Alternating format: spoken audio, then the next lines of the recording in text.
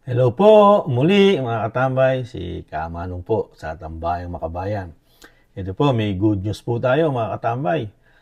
Meron pong isang survey company po, naglabas po ng survey na ang ating Vice President, ang pinaka-choice ng mga Pilipino, lalo po ng mga kabataan natin, mga katambay. Nakaka-proud po sa isang Vice President na hindi namumulitika, trabaho ng trabaho kung ano ang mandato na binigay sa kanya ng Presidente ng Pilipinas. Ito po, isa pong survey company na Oculum ang tawag po dito sa survey company, mga katambay. Pakinggan po natin ang balita at komentuhan po natin, mga katambay.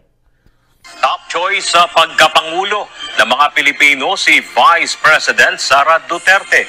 Batay ito sa opinion survey ng Oculum Research and Analytics sa first quarter ng 2024. Sa 3,000 respondents edad 18 pataas sa buong bansa, 42% ang pabor kay BP Duterte sa pagkapangulo. Pangalawa sa pwesto si Senator Rapi Tulfo na may 17%. Pangatlo naman si dating Vice President Leni Robredo. Pasok naman sa top 6 presidential bets sina dating Manila Mayor Isko Moreno Dumagoso, Senator Amy Marcos at dating Senador Manny Pacquiao. Gayun din sina Senator Robin Padilla at House Speaker Martin Romualdez. Yan po mga katambay. Inalabasan po ng Oculum survey po.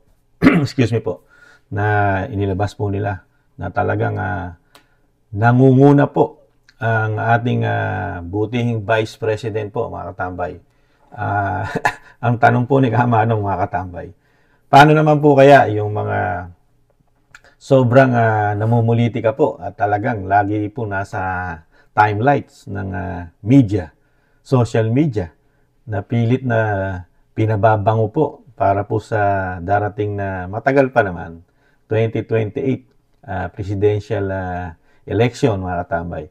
Katulad po sa pangunguna po di umano ng speaker na talagang kayod marino po ang ginagawa. Kahit hindi po niya mandato, ay tinatrabaho po ng speaker. Legislative po siya. Pero yung trabaho po ng presidente, sa executive, kanya pong tinatrabaho, mga katambay. Nakita naman po natin kung paano magprosige at talagang ligawan ng di umano ng speaker, ng Kamara, ang mga Pilipino, lalo po sa pagbibigay ng mga napakarami daw ayuda di umano para makabawas sa kahirapan ng bansa, mga katambay. Ito po, napakatindi po ang nilabas po. Si BP Sara po hindi namumulitika. Siya pa ang pinopolitika at binabakbakan kung ano-ano pong mga paratang, bintang sa kanya, lalong-lalo po inumpisahan sa confidential fund hanggang napunta sa mga barel, hanggang sa napunta sa suporta kay Kibuloy, hanggang sa napunta sa West Philippine Sea na hindi raw nagsasalita at no comment. At ang pinakamatindi, yung bad chat sa First Lady. Kasi pati First Lady di umano ay binabakbakan na rin ang ating BP Sara. Pero sa kabila nun, na napakadalang po magsalita ng Vice President ng ating bansa na si BP Sara. Kung siya'y sumagot, kung siya lang po ay binabatikos, pero napakadalang po siya na bigyan ng spotlight ng malalaking media sa ating bansa.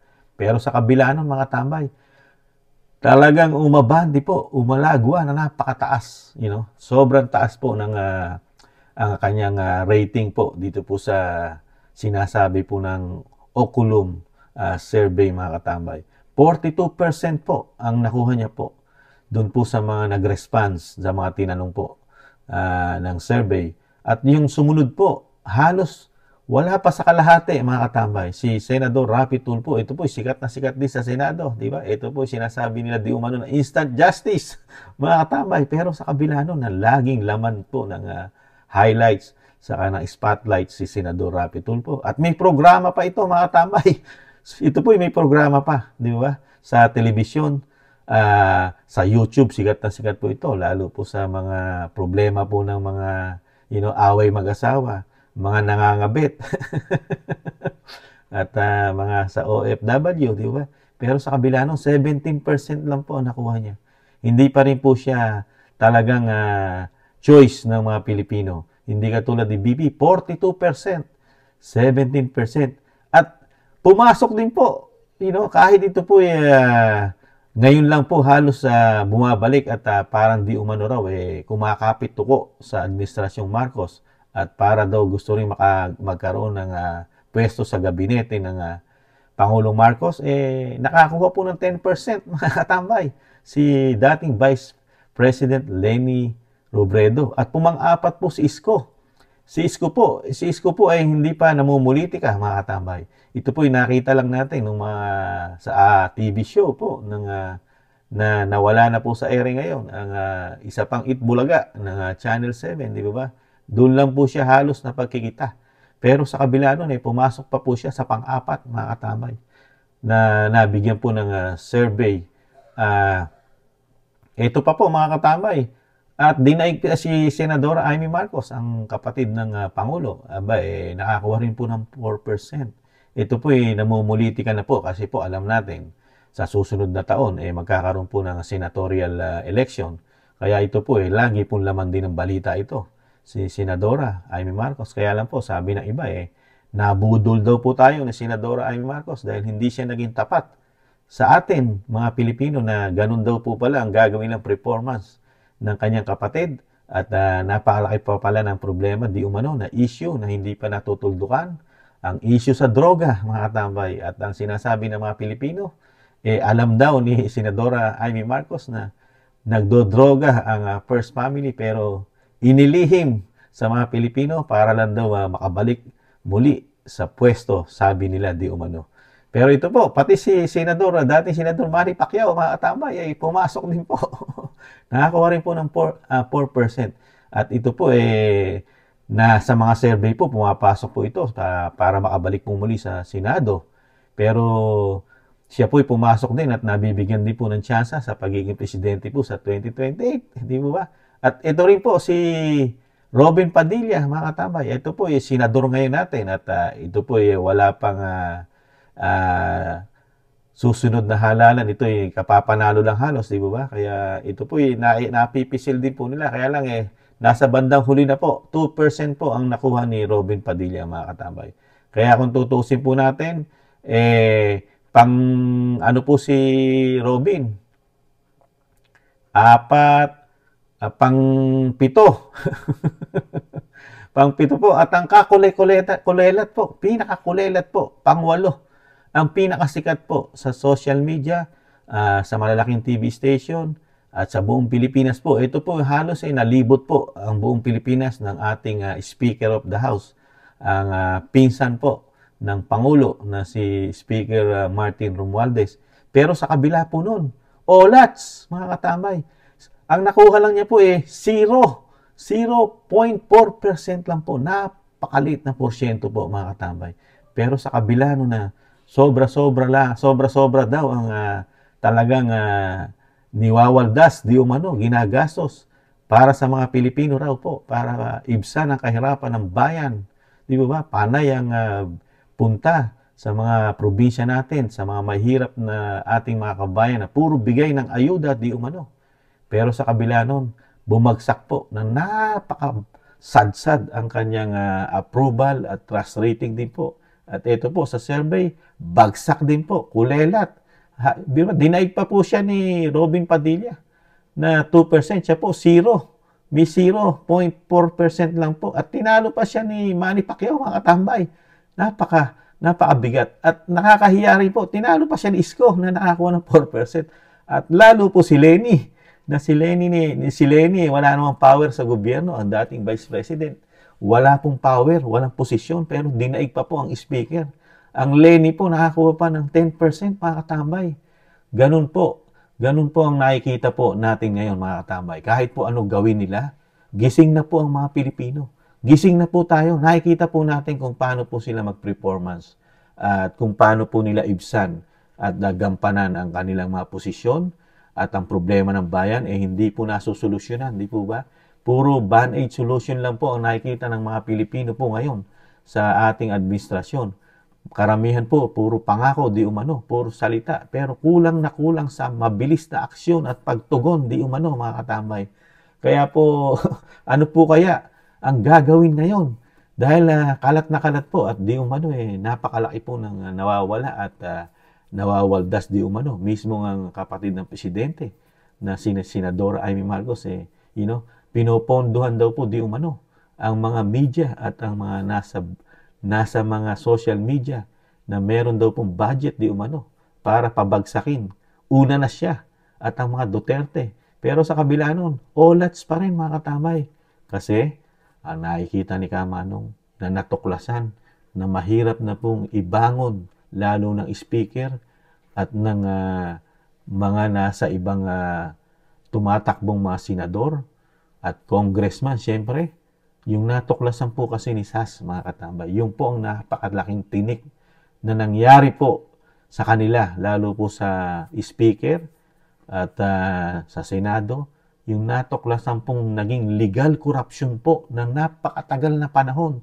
Tumatak na po sa puso't isipan ng mga Pilipino yan, mga katambay, na hindi po nila sinasagot. Di po ba? Yan po ang nagpapabagsak po sa rating at trust rating. At ito pa po sa mga survey ng mga magiging presidente po natin susunod sa 2028 kung papalarin po sila. Ito po ang nakikita ni Kamanong na mabigat na problema ng speaker ng Kamara. Yung natuklasan po na naging legal ngang korupsyon na pinasabog ni SAS, di po ba? Na mismo sa opisina po ng Senate nakuha po yung mga dokumento na detalyado po na hindi po sila pwedeng i-audit ng COA, mga katamay. Hindi po sila pwedeng hingan ng mga resibo ng COA. At tanging pirma lang po ang kanilang pwedeng ibigay at yung kanilang summary kung saan po dinala ang budget at pondo ng bayan sa loob ng isang taon, mga katamay.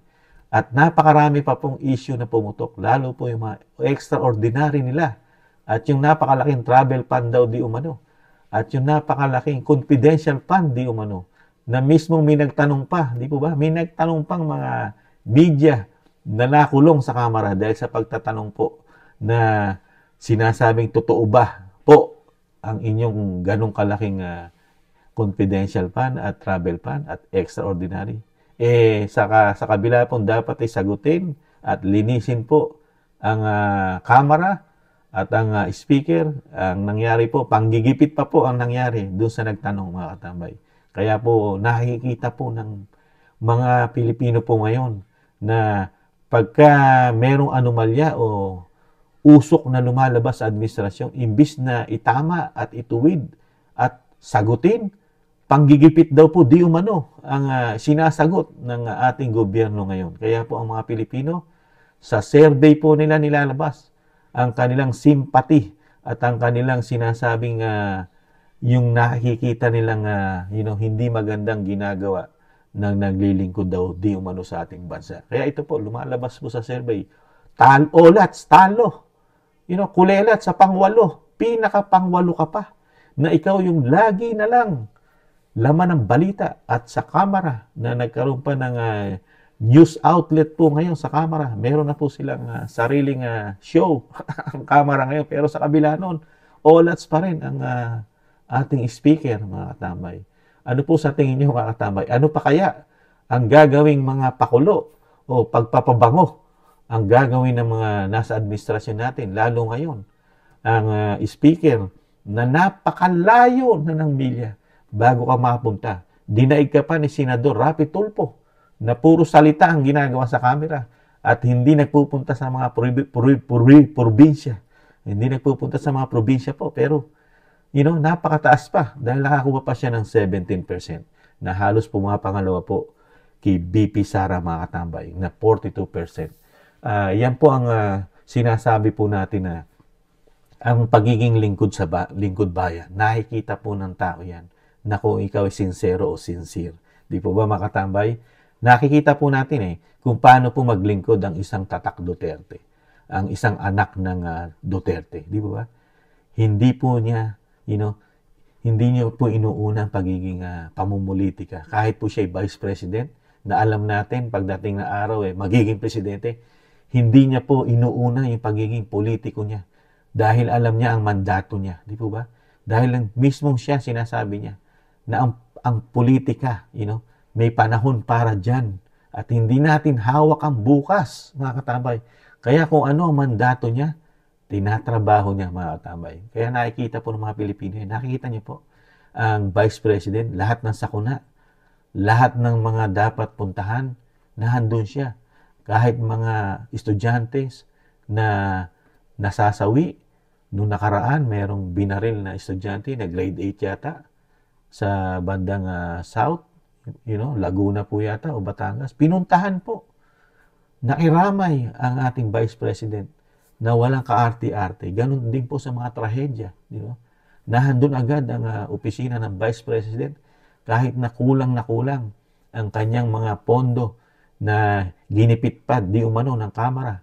Yung mga pondo niya, binawasan at tinanggalan pa ng confidential fund na sana'y puprotekta rin sa mga kabataan na hindi makakuha ng mga makakaliwang grupo. Dahil alam naman natin, di ba? Ang mga makakaliwang grupo, bine-brainwash ang utak ng ating mga kabataan para sumama sa kanila. Di ba? Pero sa kabila nun, lahat ng panggigipit, paninira sa social media, sa kabila nun, walang nangyari po, mga tambay. Olats na olats. Kaya doon tayo bibilib. Ang panlaban lang na BP Sara, yung kanyang trabaho, pagmamahal sa bayan at sa mga mahihirap. Kaya napakahirap bakbakin po yan. Dahil gising na. Uulitin ni Kamanong, gising na tayong mga Pilipino. Trabaho ang kailangan nating gawin nila, hindi pamumulitika. Di ba? Saka yung korupsyon. Nakikita po natin mga Pilipino kung paano po di umano sila magwaldas ng pera. Pero sa kabila nun, napakahirap ng ating bansa, lalo sa pangangailangan natin pang-araw-araw ng bilihin, di ba? Napakataas. At napakahirap na makahanap ng trabaho ngayon. Lalo kung hindi ka nakatapos ng pag-aaral, napakahirap.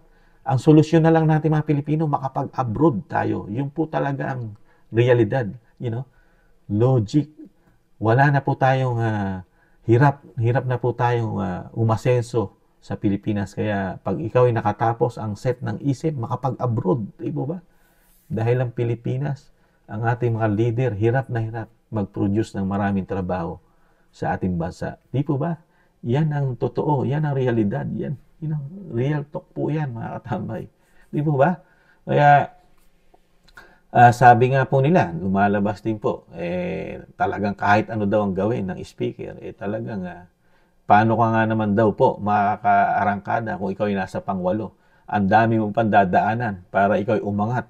Mga katambay, dadaanan mo pa si Robin Padilla, si Manny Pacquiao, si Amy Marcos, si Isko Moreno, si Leni Robredo, at lalong-lalo na si Tulfo, bago ka makapantay o makapangalawa man lang, mga katambay.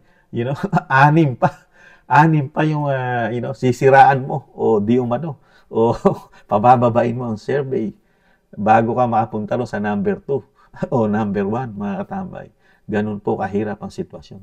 Kaya ngayon po, sa tingin ni Kamanong, mukhang mawawala po o mapupurnada ang ambisyon ng Speaker of the House natin. Pagka ganito ang lumalabas na survey, mapupurnada po ang kanyang ambisyon na maging Pangulo ng ating bansa, mga katambay. Hindi po katulad ng Marcoses, lalo ni PBBM at Amy Marcos, na talagang napakatalino nila.